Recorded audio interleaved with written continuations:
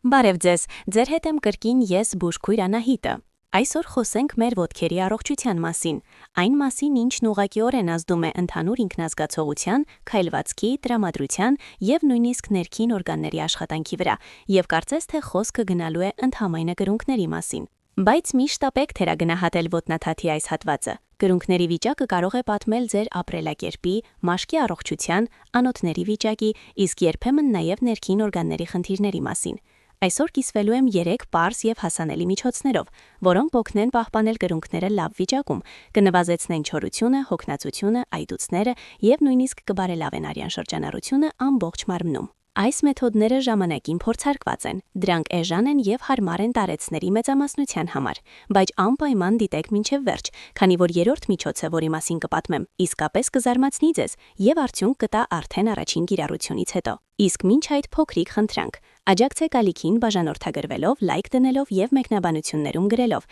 եւ գրեք թե որ քաղաքից եք։ Ձեր ակտիվությունը այն վառելիքն է, որն օգնում է ինձ պատրաստել ձեզ համար նոր օգտակար թողարկումներ։ Իսկ հիմա առաջին միջոցը, որի մասին ուզում եմ պատմել, յոդն է։ Այո, նույնը, որն ընդունված է օգտագործել քերծվածքների եւ վերքերի մշակման համար։ Շատերը գիտեն նրա հակասեպտիկ հատկությունների մասին, բայց ժողովրդական եւ նույնիսկ կլինիկական պրակտիկայում յոդը կիրառվում է նաեւ այլ նպատակներով։ Յոդը ոչ միայն հակասեպտիկ է, դա կարևոր հետքիտար է, որն անհրաժեշտ է վահանագեղձի աշխատանքի համար։ Նրա պակասի դեպքում նյութափոխանակությունը նվազում է, մարդը դառնում է անտարբեր, ավելի արագ է հոգնում, իսկ մաշկն ու մազերը կորցնում են տոնուսը։ Բայց այսօր մեզ հետաքրքրում է յոդի տեղային արտաքին կիրառումը, այսպես կոչված յոդային ցանցի տեսքով կրունկների վրա։ Ինչու հենց կրունկները։ Գործն այն է, որ ոտնաթաթը կենսաբանորեն ակտիվ կետերով հարուստ գոտի է, որոնց միջոցով կարելի է ռեֆլեքսորեն ազդել ամբողջ օրգանիզմի վրա։ Այս գաղափարը մեզ հասել է դեռ ավանդական չինական բժշկությունից։ Բացի այդ, յոդի կսումը կրունկներին մեղմորեն տաքացնում է հյուսվածքները,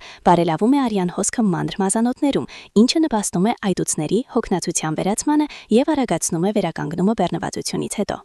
Կա նույնիսկ մի պատմություն, երբ ոտքերի արյան շրջանառության խանգարում ունեցող կինը չցանկացավ ընդունել նշանակված դեղերը կողմնակի ազդեցությունների պատճառով եւ սկսեց կանոնավոր կերպով յոդային ցանց քսել կրունկներին։ Մի քանի շաբաթ անց նրա ոտքերը դադարեցին սառչել, նվազեցին այտուցները եւ ընդհանուր ինքնազգացողությունը բարելավվեց։ Ինչպես ճիշտ անել յոդային ցանց։ Վերցրեք բամբակյա փայտիկ եւ 5% յոդի լուծույթ։ Քսեք մաքուր չոր կրունկներին երեկոյան քնելուց առաջ։ Անել ոչ թե ամբողջական ծածկույթ, այլ ցանց, մոտավորապես 1 անգամ 1 սանտիմետր չափի բջիջներով։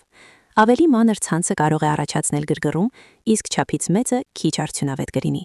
Կատարեք ընթացակարգը շաբաթը 3-4 անգամ։ Կարևորը չափավոր լինել։ Ավելորդ քանակությամբ մեծ հատվածների վրա քսելիս կարող եք այրվածք ստանել, հատկապես եթե մաշկը չոր եւ բարակ է։ Հետևաբար խստորեն պահպանեք ցանցային գծագիրը եւ ընթացակարգը մի կրկնեք ավելի հաճախ, քան խորհուրդ է տրվում։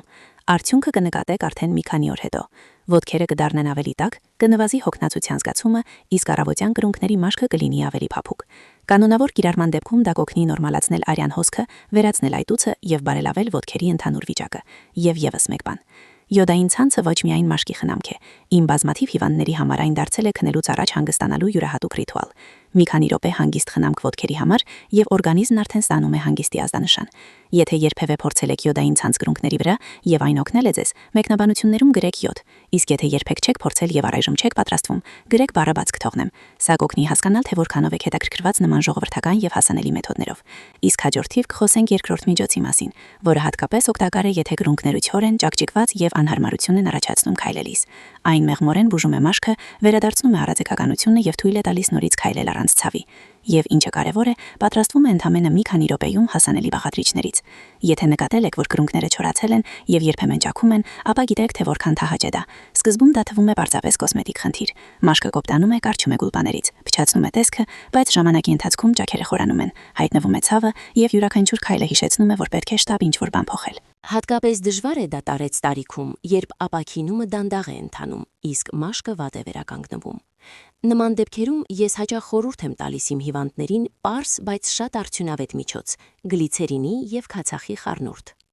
Այն փափկացնում է մաշկը, օգնում է բուժել ճաքերը եւ վերադարձնում է կրունկներին առաձեկականություն, բառացիորեն մի քանի օրում։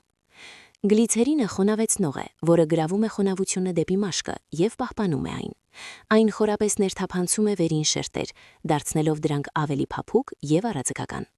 Քացախն էլ օգնում է թեփոտել կոպտացած բջիջները եւ ուժեղացնում է գլիցերինի ազդեցությունը։ Միասին նրանք տալիս են այնպիսի էֆեկտ, որը դժվար է համեմատել այլ տնային միջոցների հետ։ Ինչպես պատրաստել այս խառնուրդը։ Վերցրեք դեղատան գլիցերին, փոքր շշի մեջ լցրեք 70% քացախ մինչև լիքը։ Լավ փակեք եւ մանրակրկիտ թափահարեք, որպեսզի բաղադրիչները լավ խառնվեն։ Ստացված խառնուրդը պահեք զով տեղում, բայց ոչ սառցարանում։ Ինչպես կիրառել։ Ընթացակարգից առաջ լվացեք ոտքերը օճառով եւ մանրակրկիտ չորացրեք սրբիչով։ Քսեք խառնուրդը կրունկներին թեթևակի մերսելով։ Էֆեկտը ուժեղացնելու համար վրան հագեք պոլիէթիլենային տոպրակ կամ հողաթափեր, ապա գուլպաներ։ Թողեք այդպես 30-60 րոպե։ Իմ բազմաթիվ հիվանդներ նշում են բարելավում արդեն առաջին կիրառությունից հետո։ Մաշկը դառնում է ավելի փափուկ, իսկ կանոնավոր օգտագործման դեպքում ջաքերը սկսում են փակվել։ Բայց կայուն արդյունքի համար խորհուրդ եմ տալիս ընթացակարգը կատարել շաբաթը 2-3 անգամ։ Կամ մեկ կարևոր մանրուք, եթե ջաքերը խորն են եւ արյունահոսում են, խառնուրդը քսեք զգուշորեն, խուսափելով բաց վերքերից։ Նման դեպքերում ես խորհուրդ եմ տալիս նախ մի քանի օր օգտագործել ապակինող մածուկ եւ միայն դրանից հետո միացնել գլիցերինը քացախով։ Ուզում եմ կիսվել պատմությամբ։ Ինձ դիմեց Վարդուշ անունով 72-ամյակին, կրունկների ջաքերի բողոքով, որոնց պատճառով երկար չէր կարողանում քայլել։ Մենք սկսեցինք այս խառնուրդով եւ արդեն մեկ շաբաթ հետո նա եկավ ընդունելության բաց սանդալներով։ Ես անգամ չէի հավատում, որ այդքան արագ ամեն ինչ կանցնի, ասաց նա։ Եվս մեկ, միջոցը լիովին հասանելի է գնով եւ ամեն ինչ կարելի է գնել մոտակա դեղատանում կամ խանութում։ Եթե ուզում եք, որ կրունկների մաշկը դառնա փափուկ, մեկնաբանություններում գրեք փափուկ, իսկ եթե առայժմ թողնեք ամեն ինչ ինչպես կա, գրեք կոշտ։ Տեսնենք, թե քանիսը կընտրի հոգ տանել իր ոտքերի մասին արդեն այսօր։ Իսկ առջևում երրորդ միջոցն է, որը իսկապես կարելի է անվանել կախարդական։ Այն համատեղում է միանգամից մի քանի փուլ՝ խորը մաքրում, մեղմ փափկեցում եւ սնուցող խնամք։ Դրանից հետո ձեր կրունկները կնմանվեն այնպիսի, կարծես նոր եք դուրս եկել սրահից։ Եվ գլխավորը, արդյունքը տեսանելի է արդեն առաջին ընթացակարգից հետո։ Իսկ հիմա անցնենք ամենատպավորիչ մեթոդին։ Այս միջոցը հատկապես դուր է գալիս նրանց, ովքեր գնահատում են արագ եւ տեսանելի արդյունքը։ Այն օգնում է նույնիսկ այն դեպքերում, երբ կրունկների մաշկը վաղուց կոպտացել է, եւ հարթության ու փափկության մասին կարելի էր միայն երազել։ Մենք համատեղելու ենք պերոքսիդով, ջրածնի պերոքսիդ, ոտքերի լոգանք եւ դրանից հետո գլիցերինի ու քացախի ստուգված խառնուրդով մշակում։ Ինչու է այս մեթոդն այդքան արդյունավետ։ Պերոքսիդով լոգանքը կատարում է անմիջապես երկու խնդիր։ Նախ, տաք ջուրը ինքնին փափկացնում է կոպտացած մաշկը եւ բարելավում է արյան հոսքը ոտքերում։ Երկրորդ, ջրածնի պերոքսիդը ունի մեղմ մաքրող եւ հակասեպտիկ ազդեցություն։ Այն օգնում է հեռացնել մեռած բջիջները, լուսավորում է մաշկի մակերեսը եւ ստեղծում է արագ վերականգնման պայմաններ։ Լոգանքի պատրաստումը շատ պարզ է։ Լեցրեք հարմար ամանի մեջ մոտ 1.5-ից 2 լիտր տաք ջուր, ոչ եռացող, այլ այնպիսի, որ ոտքերը հաչելիորեն տաքանան։ Ավելացրեք 4 ճաշի գդալ 3% ջրածնի պերոքսիդ եւ խառնեք։ Մտցրեք ոտքերը լոգանքի մեջ եւ հանգստացեք։ Կարող եք պահել 15-20 րոպե, պարբերաբար թեթևակի մերսելով ոտնաթաթերը։ Իմ հիվանդները հաճախ պատմում են, որ արդեն մի քանի րոպե անց լոգանքում հայտնվում է այնպիսի զգացողություն, կարծես կես ժամ են ոտքերը գոլորշիացրել, այդքան արագ եւ խորն է ընթանում մաշկի փափկեցումը։ Ընթացակարգից հետո մանրակրկիտ չորացրեք ոտքերը սրբիչով։ Եթե կան արտահայտված նատոպտիչներ, կարող եք թեթևակի անցնել դրանց վրայով բեմզայով կամ ոտքերի հատուկ քերիչով, բայց առանց ֆանատիզմի, որպեսզի չվնասեք մաշկը։ Եվ ահա ամենակարևորը։ Մենք քսում ենք գլիցերինի եւ քացախի խառնուրդը, որի մասին ավելի վաղ պատմել եմ։ Տաք գոլորշիացրած մաշկը հատկապես լավ կլանում է այն։ Վերևից հագեք գուլպաներ։ Եթե դա անեք երեկոյան, առավոտյան կարթնանաք զարմանալիորեն փափուկ եւ հարթ ոտքերով։ Այս խնամքի էֆեկտը նկատելի է արդեն առաջին անգամից, բայց արդյունքը ամրապնդելու համար խորհուրդ եմ տալիս կրկնել ընթացակարգը շաբաթը մեկ անգամ։ Եթե կրունկները լավ վիճակում են, դա բավարար կլինի փափկությունն ու առողջությունը պահպանելու համար։